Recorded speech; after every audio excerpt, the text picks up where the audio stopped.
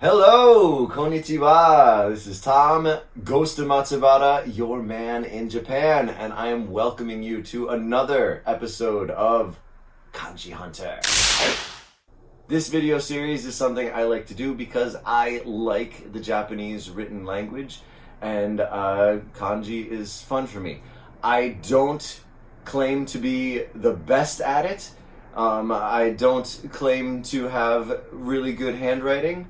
But I like kanji, it's a passion of mine, it's an interest of mine, and I want to share it with you. So anyway, that's what we're doing here. So after showing some friends my video yesterday, I came to realize that no matter what language you are practicing, there are grammar Nazis everywhere.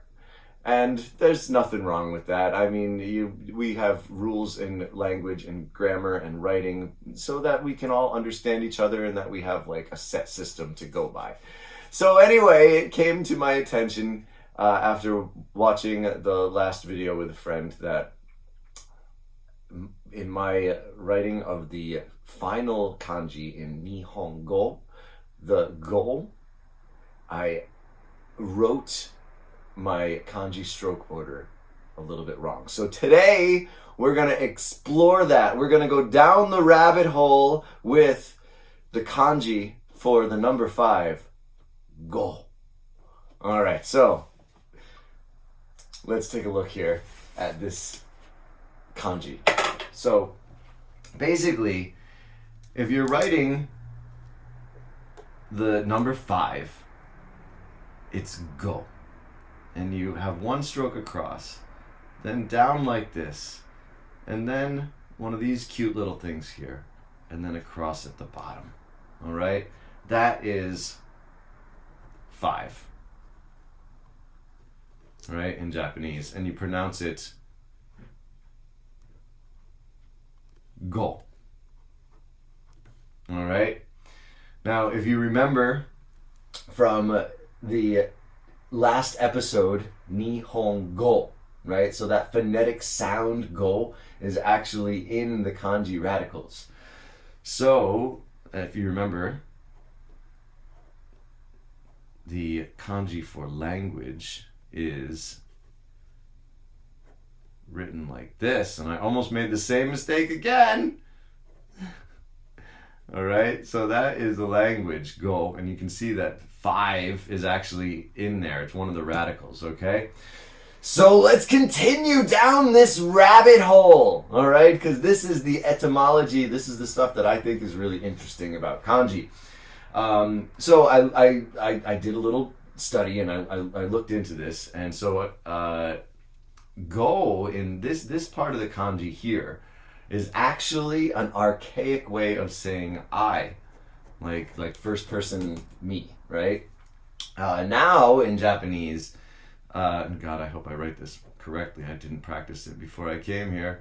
That's watashi, all right? That's how you write watashi, right? Me, I, all right? The most basic fundamental way of writing it. There are others. But an archaic way used to be go, I guess. I've never come across this in speaking with people. It's just, I learned this from the dictionary. So breaking down the kanji, right? You've got here iu, which is the Japanese verb to say, right? And then the old way of saying I, so say I, right? And then the other funny thing about this, I forgot to mention, we'll break this down even further, I guess, because rabbit holes, who doesn't love them? So the top of this is 5, and let's write this again, because we're getting out of control here. All right, so in this archaic way of writing I, all right, this isn't used anymore. But at the top, you've got 5 mouths, right? 5 mouths, okay? Think about your 5 senses, right? That's written differently. I had to look this up too, but 5 senses would be like this. Oh no, let's see if I can do this without making a mistake. Dun, dun, dun, dun, dun.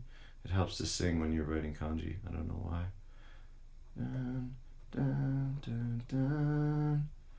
All right, that is the five senses, Golkan. All right, but if you think about this old way of saying I, right? You've got the five mouths, right? So I guess that's kind of like the five senses. That's the perspective point of I. Wonderful, right? All right, now let's jump from one rabbit hole to the next. If you put the heart in front of this archaic I, so now we've got the radical for heart put in front of. Oh, I almost made a mistake, everybody. Almost. This is. Oh, no, I wrote Satori. Satori. This is the Buddhist word for enlightenment. Satori, Satoru, right? So the heart, either coming before I or the heart applied to I don't know, invokes enlightenment. Oh, I don't know. I'm just trying to read into things here, folks. This is why I enjoy doing this. It's just it's a fun little game. Anyway, to bring it back to center, okay? To bring everything back to center. Stroke order counts, because there are grammar Nazis out there, and if you don't write things correctly, people are going to call you out on it. So the proper way to write go is like that. Don't forget it. All right? And also, if you make a mistake, no problem. Learn from your mistakes, right? The worst thing in this world is teachers who refuse to admit that they've made a mistake. So I don't want to be one of those teachers.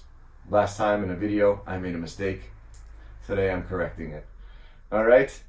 So, this was fun. I really like doing this.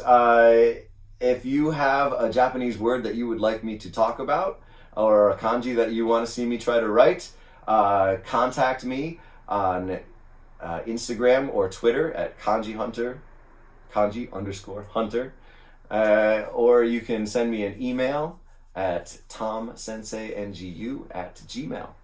And yeah, thank you very much. Mata ne.